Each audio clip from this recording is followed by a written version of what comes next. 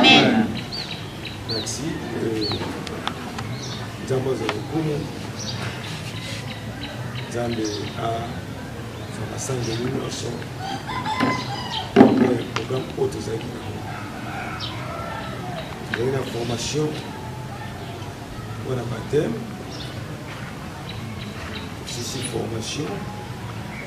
Il y a une confession. Ceci confession. Donc il est pour tous un baptême.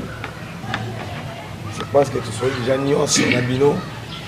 Tu expliques qui baptême est la qui sinini. Tu expliques qui pour la ligne baptême. Bongo. Tu t'essayes de mon engagement oyo. Tout témoignage oyo muto qui est ça là. Il faut que ya nzambe pe ya biso bato. Que nandimi ko sekwa na Yesu. Plutôt nandimi ko kufa na Yesu. Puis ya kala ye tole kende. Pena seko na Yesu. Naza pia nini? Yasika. Baptême. Ndenge mosala nzambe va ese merci pisaki bino. Elakisi okoma mobolo te. Elakisi kosala mabe te. Nde tomonaka bana mingi soka zuka baptême. Sima ya baptême. Omona moto asali nini? Akikoye ayuluki. Donc toza na posa ya bana nzamba bongo te. Donc avant baptême, nazali na vie mosusu. Après baptême comme na nini? Na vie mosusu. Baptême c'est biso lolenge banyama combien? Misal. Lolenge banyama combien? Misal. Baptême c'est biso nani? Caméléon. Serpent. Chenille. Donc caméléon, serpent, chenille. Donc caméléon a changé la couleur, mais ça a nani? Caméléon. Donc attention couleur verte. A ça a nani? Caméléon. Bah moni sibiso nyoka soka meli eloko. Toi meli moto. A pouvoir d'attendre là pas changer nini? Poso. Soka changer poso. Atkani nani? Nyoka. Asika nyoka. Le matin c'est biso chenille otobengi mbinzo. Ce qui a changé. Babel on est na français. Ah babel on est. Ah ça nini? Sikoyo posa na biso ezali tozala bato oyo tozalaki ba mbinzo donc tozali na ignorance ya mokili na makambo mokili bongo ndenge nzamba se biso ko accepter Christ Seigneur sauveur na biso totiki yesu confesser donc zik baptême to comme banani baki peka peka ba papillon donc c'est ça le baptême nzamba yo la abati na biso ndenge l'évangile à toi le baki ce que c'est quand c'est là le tout moulé zalaka makambele zalaka mais yo qui est en ça ni objectif là amen Amen. peut-être ma tout ça Alléluia amen Alléluia amen Alléluia amen Alléluia amen Alléluia amen Alléluia amen Alléluia amen Alléluia amen Mitika lisusu na maboko na Nzambe kebisa Nzambe baptême au nom de Jésus na changer na vie nanga nazala solo mwana na yo tomoni na communication lelo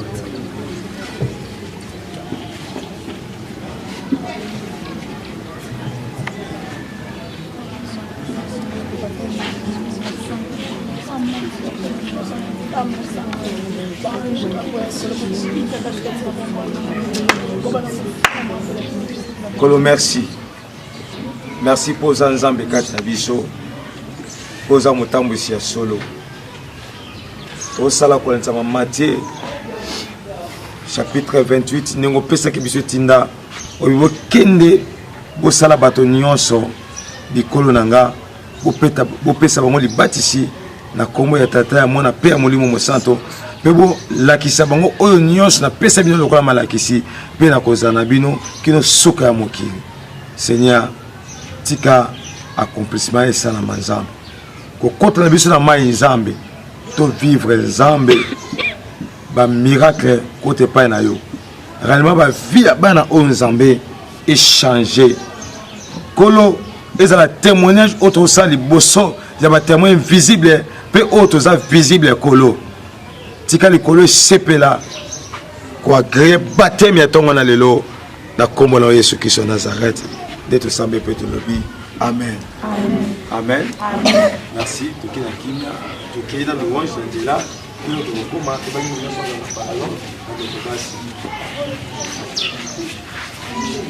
Merci. Antioche, la mission, c'est notre vision. La mission, c'est notre vision. On est là toujours avec votre candidat à la mission à baptême. Pour la couper sa baptême, tout est qui s'est malamu, tu vas accepter Christ, tu vas début que tu vas faire ma langue pour la baptême. Si tu as ma langue, tu vas confession sincère et vraie. Voilà l'importance de la mission. Voilà l'importance de côté avec sa malam na bamoka ya côté avec sa malam sika bato ba kantate ezala makambe belé na kata ba confession bato bazaki sincère témoigner be ya ko abandonner ba vie na bango ezaki repartage mo sincère bato confesser vraiment masumu na bango bato ba leli liboso na nzambe pe liboso ba sala nzambe et toujours que les baptêmes de l'eau dimanche de temps bon on a pourquoi les a clôture des séminaires na biso za malola pambo la bino merci na bato nyonso o soutenir qui voyage missionnaire oyo bon deli le moment na bino merci na couple oyo baza na mboka États-Unis oyo pe soutenir action oyo en plein service en plein séminaire nzamba lola pambo la bino couple oyo nzamba yebi bino avec promoter ndenge bolinga raté mais nzamba yebi bino nzamba pambo la bino pe bato nyonso nzamba pambo bana nzambe nyonso apambo base nzambe nyonso o bazo partager même ba image o musika nzamba kanisa bino to kutani na nzela pona baptême. Merci. Merci.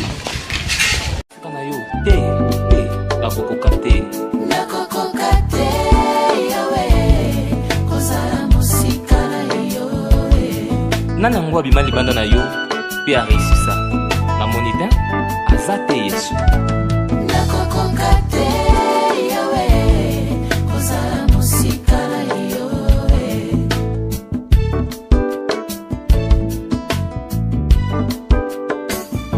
ba onyoso baswama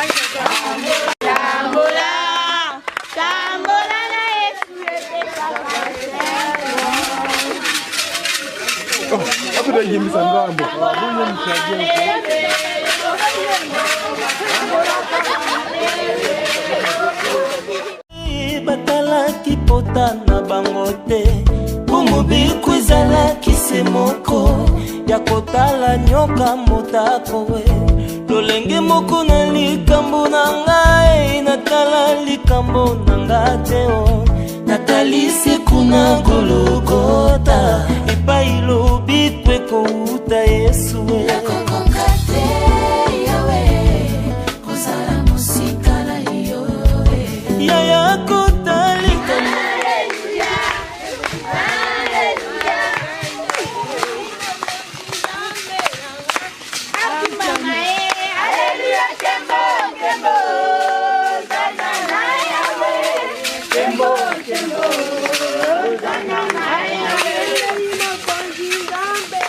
yaya kotelanga yo nakokokate yawe kozala musika na yo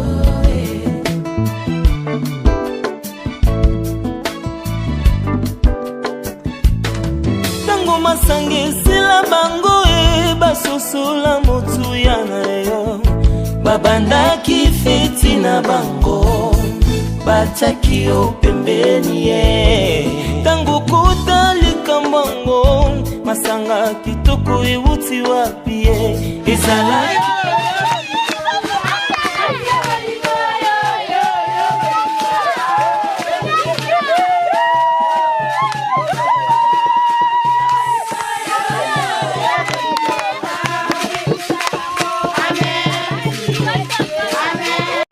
Alléluia. Amen. Merci. Comme na ya baptême. Mai oyo eza mai ya nyanga ndenge boyebi yango malamu koleka biso. Mais na ntango oyo ezochanger mpe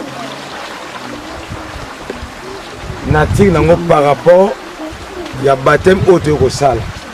Omona bamama baosokola ndunda, bamama bakosokola bilamba, bango bazo na kati bakosokola bilamba. Na biso ekomi mai oyo elingi kopesa vie parce que butu bwangi akufa na Yesu azoseka mpe na nini Na Yesu. donc c'est ça.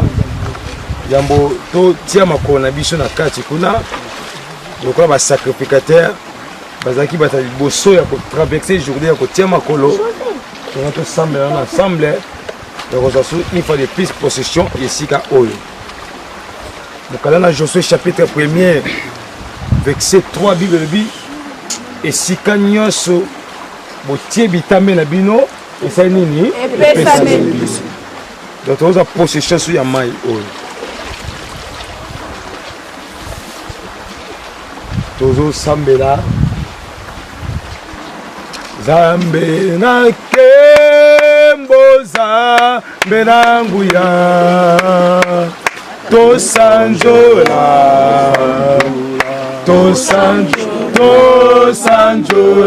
Zambe na kembo Zambe na nguya tosanjola Zambe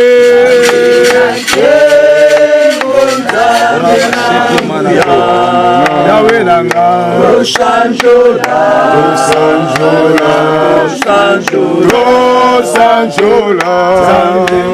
la sanctifié, purifié par le sang de Jésus-Christ de Nazareth.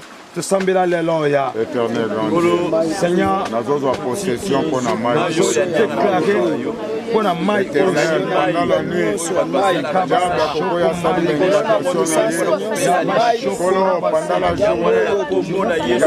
essayez pour ça la possession de la maille. Quelle que soit la réalité de la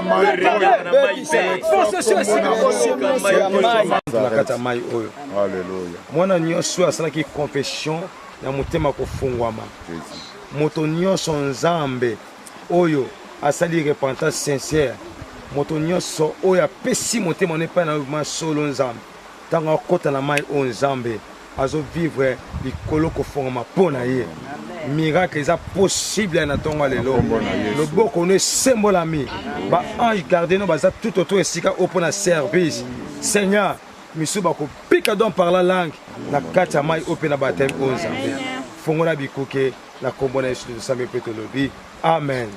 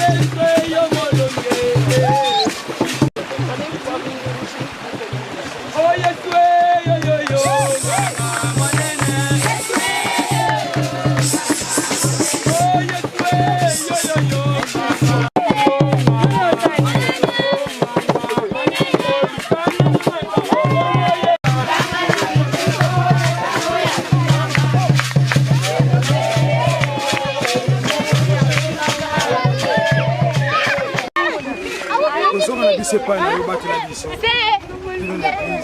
La zone limite est colossima libat ici oyo. Aux autres bâtiments sous la molimo donc comme à l'église. Amen. Donc on va Jésus Christ. Amen. Amen. Pas que toujours on a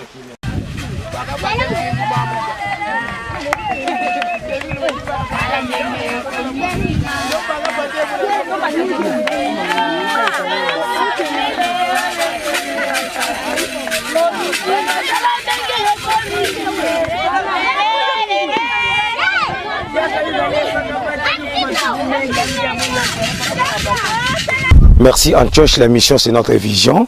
Nous sommes une église missionnaire. Nous n'avons pas de mission à protéger que ça à l'exhibition mission. Nous avons appris à côté à autour de ça les accomplissement de la parole.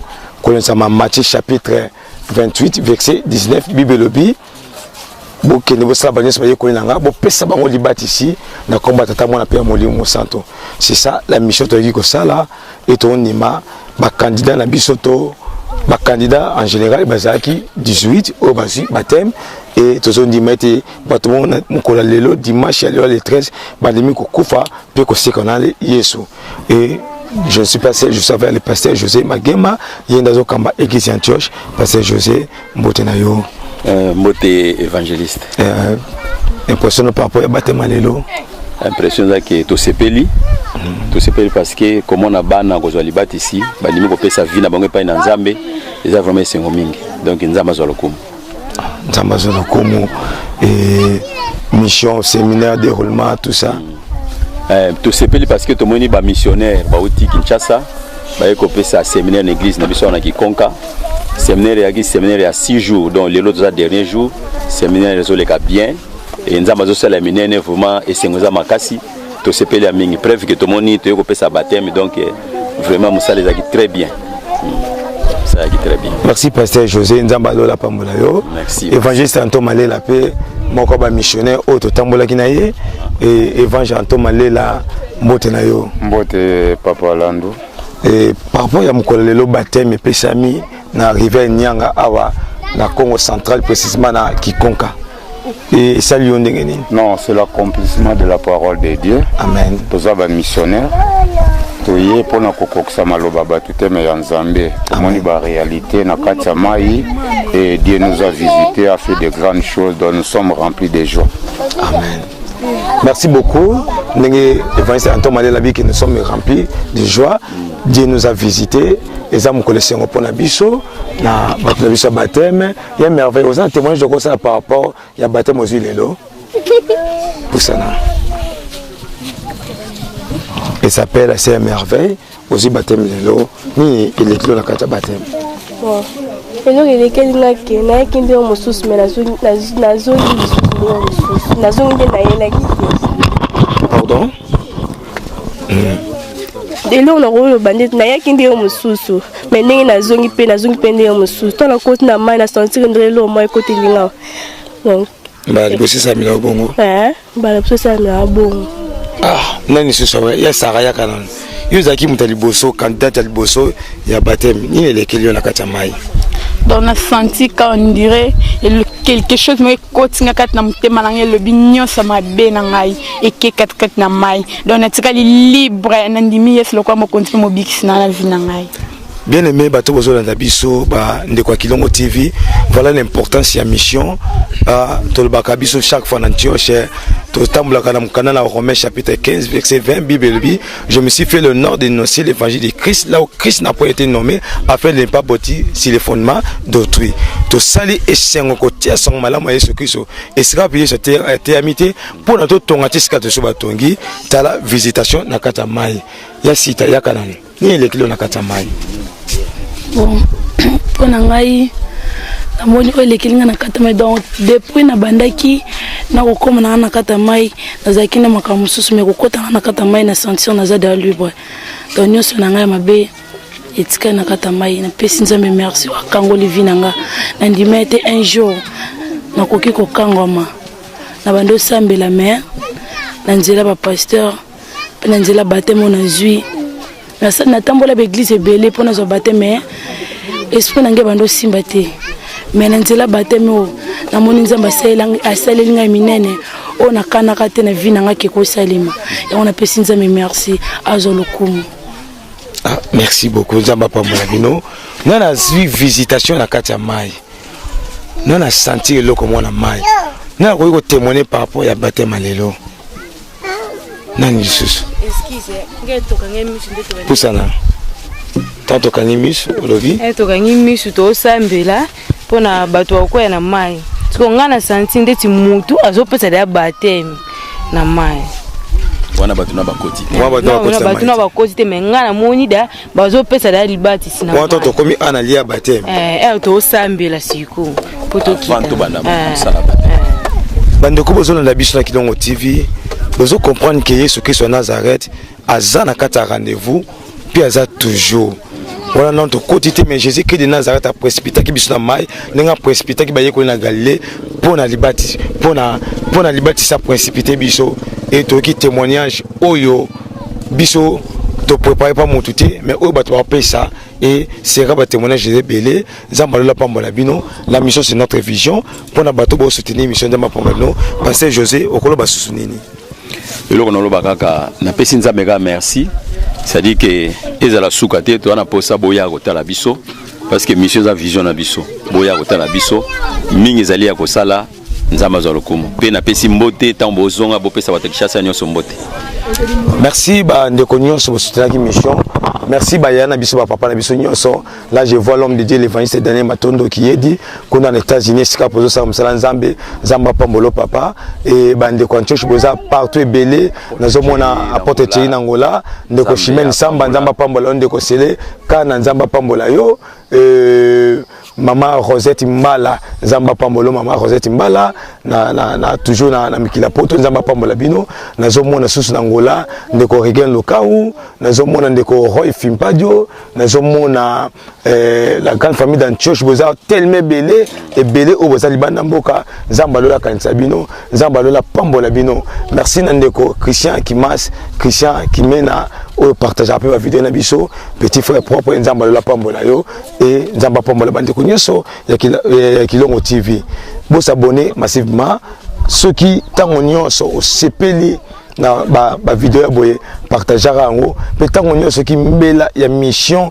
quelque part beleme ko hésiter to pesa 1 euro na yo 2 dollars na yo 5 dollars na yo et ko sunga tala lelo mission oyo esungi ba via bato ba témoignage lundi Yesu Kristo na kata mai ya bobiso to kota mai to bikaka nzamba zo lokumu nzamba zo lokumu nzamba zo lokumu au nom de Jésus. Merci.